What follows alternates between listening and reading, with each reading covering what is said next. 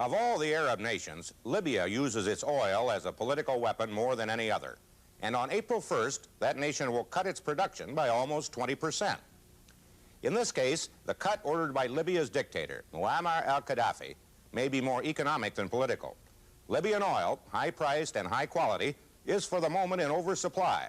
That could change quickly. What won't change quickly is the fact that Qaddafi's Libyan oil fields are the world's 9th largest producer and account for about 8% of America's imported oil. So Libya's Qaddafi is a man to be reckoned with.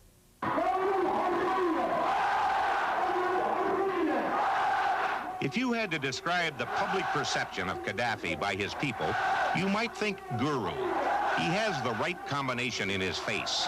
A strong and asymmetric handsomeness, like the anti-hero movie stars of the 60s and 70s, along with a persistent withdrawal or contemplation in the eyes, an implied asceticism. He usually gives the impression of being quieter than those around him, especially when the people around him are revolutionary committees, an elite, almost a group of commissars who keep track of the purity of the revolution, his revolution.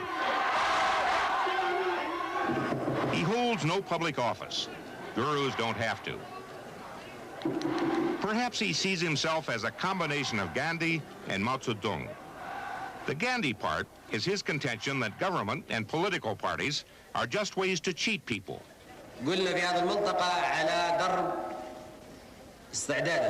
Government, he says, will wither away, and committees of the people will decide on what is best for them. His role? He is a teacher. Like Mao Zedong, he has compiled his thinking into a green book. Actually, a green book parts 1, 2, and 3. It is the third universal theory, a blending of the Koran and Qaddafi's own brooding thoughts. The result is something the Libyans call the Jamahiriya, the state of the masses. So far, the Jamahiriya is mostly an extension of Qaddafi's will, an attempt to reshape the Libyan consciousness in the form of his vision. His vision is one thing. This is the reality. 2,500 tanks, Russian-built and accompanied by 5,000 to 6,000 Russian advisors. Gaddafi has spread arms and training money to rebel groups in many African countries.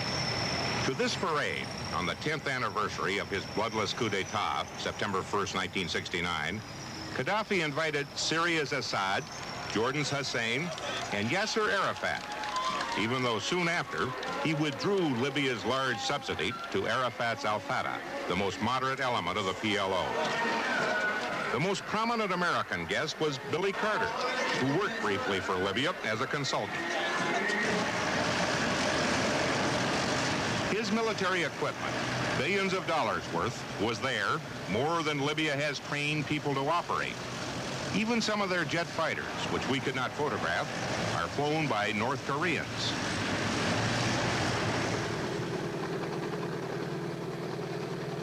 Libya is Mediterranean rather than African.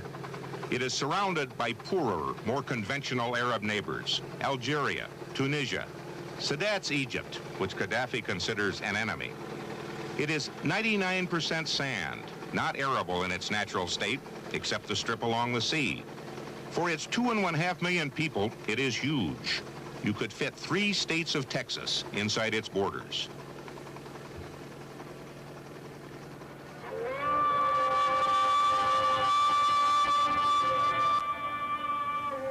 To find Gaddafi, if you have been invited to see him, you may have to go out into the fields beyond Benghazi, to where he prays outside a tent sort of like those of his Bedouin ancestors, where, you are told, he likes to go to keep away from the corruption of cities and to be in touch with his spiritual roots.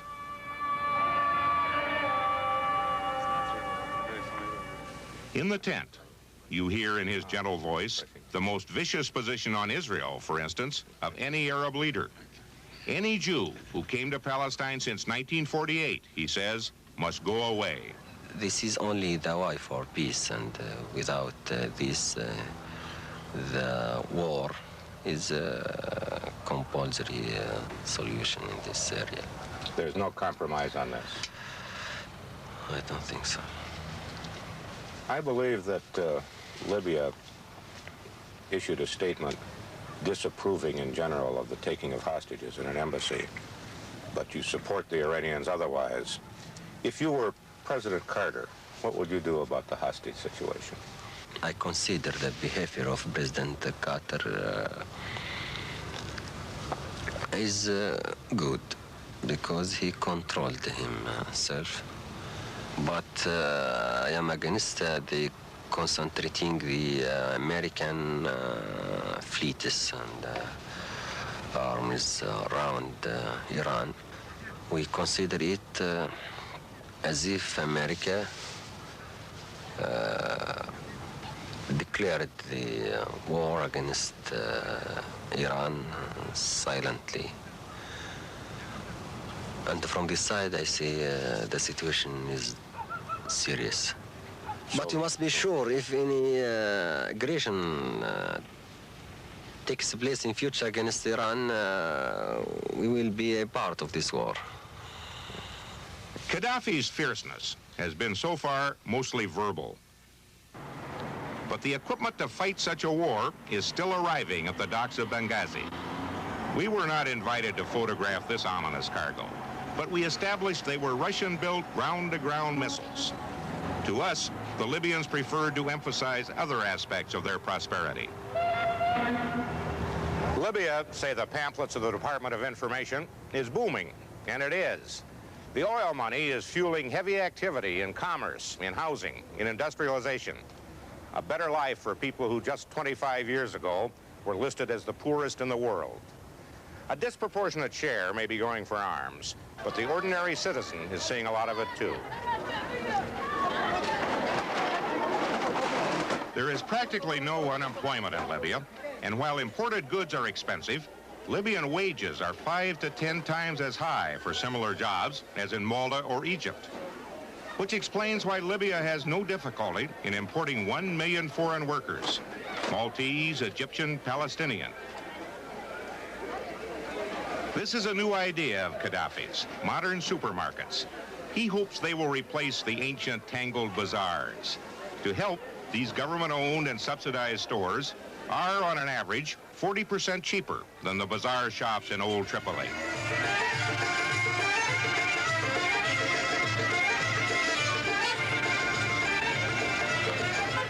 The most omnipresent feature of Libyan urban geography is Gaddafi. His portraits are everywhere. Another layer in the long and complex culture of Libya that begins with statues the Romans left behind.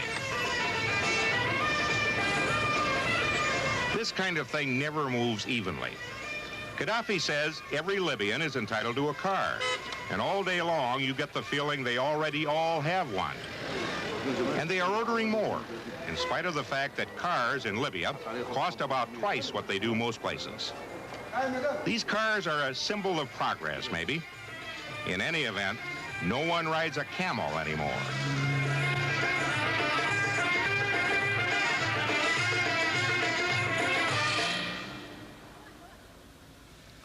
Another radical plank in Gaddafi's philosophy is that every Libyan is entitled to a house, but no Libyan is entitled to more than one. The government will help you to buy your home if you have been a renter, or will build you one if you never had one. It's great for the construction industry. This apartment project was designed and built by Italians. When Gaddafi took power, he threw out 60,000 Italians who had stayed on after the former colony became independent. Some of them have since been hired back as contract workers. The money flows like a light all-weather oil. This hospital, for instance, more modern than many in Western Europe or America. There's free medical service for all. And $250 million for Tripoli's International Airport, also designed and built by Italians. No stinting anywhere. Gaddafi provides practically unlimited money for education. This university, built by the British, is in the second city, Benghazi. The country's street signs and all advertisements are in Arabic, but a large part of the university curriculum is taught in English. Arabic texts are not yet available.